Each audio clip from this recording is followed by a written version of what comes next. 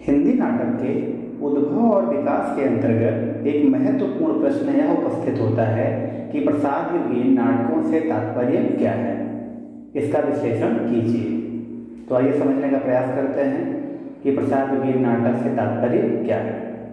हिंदी नाटक के उद्भव और विकास के अंतर्गत सन 1910 ईस्वी से लेकर 1937 ईस्वी के बीच लिखे गए नाटकों को प्रसाद युगीन नाटकों के नाम से जाना जाता है। ऐसा इसलिए है क्योंकि 1910 ईस्वी में जयशंकर प्रसाद का प्रथम नाटक सज्जन प्रकाशित होता है और 1937 ईस्वी में उनकी मृत्यु हो जाती है। चूंकि 1910 ईस्वी से लेकर 1937 ईस्वी के बीच लिखे गए समस्त नाटकों में सर्वाधिक चर्चा, सर्वाधिक प्रसिद्धि जयशंकर प्रसाद के द्वारा लिखे गए नाटकों की रही। यही कारण है कि इस युग के नाटकों को प्रसाद युगीन नाटक के नाम से जाना जाता है। प्रसाद युग में लिखने वाले अन्य प्रमुख नाटककारों में गोविंद वल्लभ पंत, पांडे बेचन शर्मा उग्र, लक्ष्मी नारायण मिश्र, उदय शंकर भट्ट, हरिकृष्ण प्रेमी, सेठ गोविंदास, जी.पी. श्रीवास्तव आदि आते हैं। इनके द्वारा लिखे गए नाटकों की बात करें तो जयशंकर प्रसाद ने सज्जन, राज्यश्री, चंद्रगुप्त, स्कंदगुप्त, ध्रुव स्वामी जैसे नाटकों की रचना की। गोविंद वल्लभ पंत ने वरमाला, राजमुकुट, अंगूर की बेटी नाटक की रचना की। पांडेय बेचन शर्मा उग्र ने डिक्टेटर, गंगा का बेटा, महात्मा ईसा नाटकों की रचना की।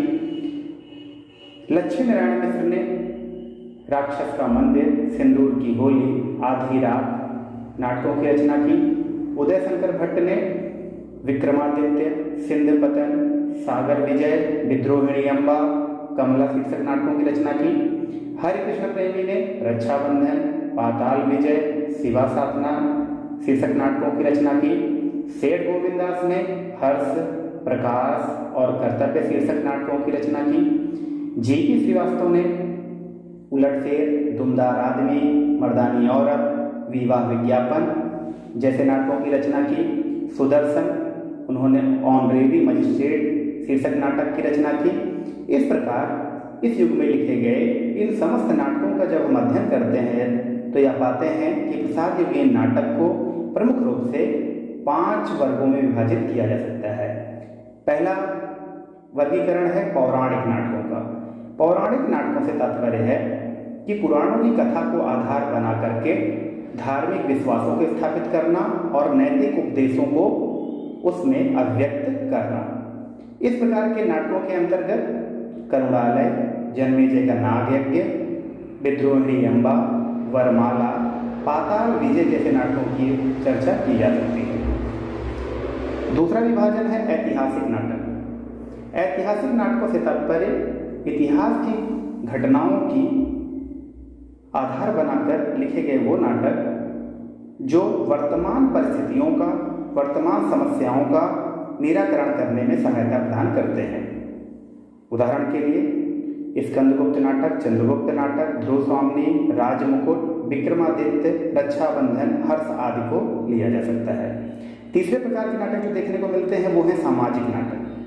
सामाजिक नाटक से तात्पर्य है समाज के विभिन्न अंगों पर प्रकाश डालने वाले और उनमें व्याप्त अनियमितताओं को उभारने वाले नाटक। इस दृष्टि से देखें तो अंगूर की बेटी, सिंदूर की होली, प्रकाश और कमला जैसे नाटक बहुत ही महत्वपूर्ण हैं। चौथा वर्गीकरण है हास्य व्यंग्यात्मक नाटक का। हास्य व्यंग्यात्मक नाटकों के अंतर्गत वर्तमान जीवन की समस्याओं को हल्के फुल्के अंदाज में हास्य व्यंग्यात्मक तरीके से प्रस्तुत करके जनमानस को उसके प्रति जागरूक करने का प्रयास किया जाता है। इस प्रकार के नाटकों के अंतर्गत उलटफेर, दुमदार आदमी, मर्दानी औरत, विवाह विज्ञापन, तुलसीदास, चुंगी की उम्मीदवारी इत्यादि नाटकों को लिया जा सकता है। पांचवा और अंतिम विभाजन है समसामयिक नाटक। समसामयिक नाटक के अंतर्गत वर्तमान समय में व्याप्त तत्कालीन व्यापक समस्या को केंद्र में रखकर लिखे गए नाटकों से है। इस प्रकार के नाटकों के द्वारा वर्तमान समय में जो समस्या सबसे ज़्यादा जनमानस को प्रभावित कर रही होती है और उनके भीतर वो व्याप्त कर रही होती है, उन नाटकों को, उन समस्याओं को नाटकों का आधार बनाया जाता है। इस प्रकार के नाटकों के अंतर्गत ऑनरेडी मजिस्ट्रेट, गुलामी का नशा, संग्राम आदि नाटकों को लिया जा सकता है। इस प्रकार हम देखते हैं कि प्रसाद जोगी इन नाटकों के द्वारा देश के स्वतंत्रता संग्राम आंदोलन को गति प्रदान करने का, राष्ट्रीय चेतना निर्मित करने का और सांस्कृतिक उन्नयन का कार्य प्रमुख रूप से किया जा रहा था। इस युग के नाटकों में राष्ट्रीय चेतना और सांस्कृतिक वातावरण को, सांस्कृतिक निर्मिति को प्रमुख रूप से देखा जा सकता है। चूँकि इस राष्ट्रीय चेतना और सांस्कृतिक वातावरण का निरूपण करने वाले नाटककारों में जयशंकर प्रसाद सर्वोत्कृष्ट रहे, इसीलिए इस युग के नाटकों को प्रसाद योगी नाटक के नाम से जाना जाता है। बहुत बहुत धन्यवाद।